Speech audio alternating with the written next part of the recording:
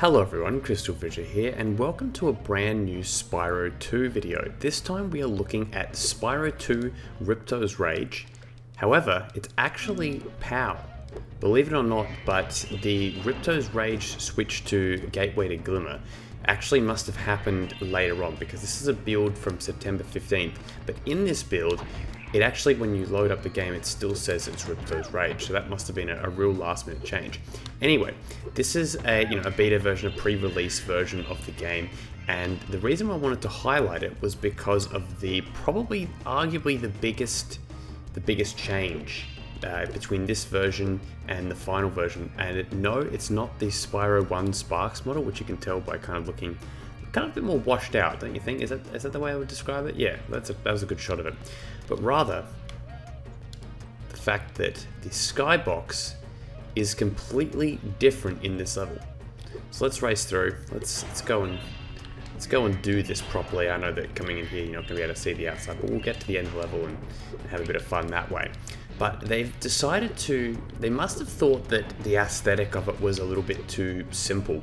I guess if you think about it now, the level of detail, being able to see actually further on is more than the original level, like what ended up being the final level. The final level is, shrouded with fog and a kind of a gloomy skybox. Really one of the most basic skyboxes in the whole series. Really, that one, I know that I would consider, I would consider, what's the level called? Mystic March. That's another simple one as well. Look, out here, this makes it especially apparent what the skybox was, or is now in this level. Again, this is later than the August 11 build. If you guys remember the August 11 build that I covered a while back, I'm pretty sure that's the weird thing. It's like, did they go back and forth on the skybox choice? Like at one point, I'm just trying to check that. I need to check that again. The August 11th one, I'm pretty sure it was like fog. So then I don't know, like. Could be just differences with the build, going back and forth in it, maybe missing something. I don't know. Thank you. And you notice it is kind of glitchy. Look at that. Look at the text there. I don't know if that shows up on console, but yeah, it's very glitchy, at least for me. See, look, here's a good view of the skybox. And now let's take a look up here.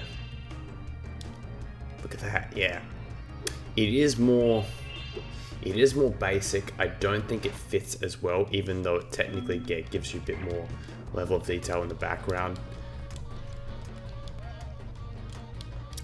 Again, shout out to HWD. I think I'm fairly certain it was him. No, actually, I don't want to co-sign this. I don't want to be wrong here, but I probably am. I feel like he's the one that's uploaded them, but I know it's part of this Project Eclipse or something like that, where they're constantly learning and buying, purchasing, getting sent, whatever you want, all these different versions of games and betas and alphas and all that kind of stuff. Omegas, Kenny Omega, shout out, free Kenny. Let's get him unsuspended. He's innocent. He did nothing wrong, in my opinion, at least. Look that up. Look up Kenny Omega suspension and be pissed off like I am. Yeah, I think that, I understand why they changed it. I'm on the side of it. This version has, this September 15th, has other changes as well, other minor little changes and stuff like that. I think that overall, it's pretty, it's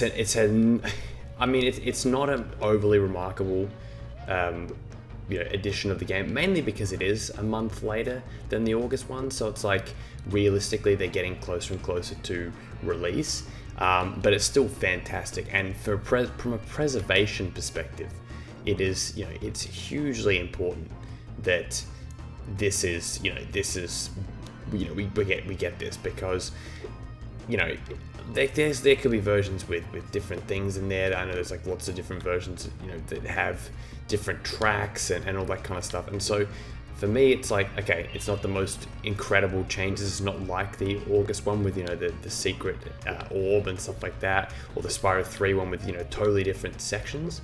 But the likelihood of getting access to ones like that are, very, very low.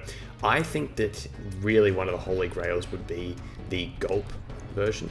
The Gulp one that has like the red skybox and like a kind of completely different, sort of less enclosed feeling. By the way, there's also a cheat in this. Watch this, ready? If you go up, down, left, right, square, and then you go like, I don't know, X left or something like that. Up, down, left, right, square. Okay, I did it wrong. Up, down, left, right, square, down, up. Yeah. So I press down and X. And that should take me to, is it Scorch, I think? No. Something like that. It is actually a corresponding data. I'll link to the Hidden Palace link. I'll link there. I'll link to the Hidden Palace website, which has like information about how to do all these codes. There's invincibility and stuff like that. But oh, there we go.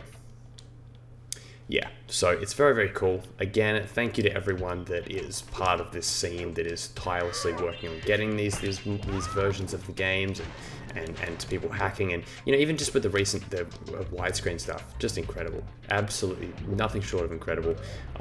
This community never ceases to amaze. Wait, never ceases to amaze? Ceases to amaze? No, I don't want to. I'm twisting my words here. That I'm almost gonna say, like, it almost sounds like I'm never impressed, but yeah, it's never ceases to amaze me. That's the right term. But yeah, thank you guys for watching. Hope you enjoyed this video. Download link is in the description. Go play it. Go check it out. See if you notice any of the differences yourself. I'm gonna probably play this for a little bit more as well, and see, maybe even live stream it. Maybe we could live stream it in a couple of weeks or so, and kind of play through it and see if we pick up some other stuff as well. All right, guys. Thank you so much for watching. See you later.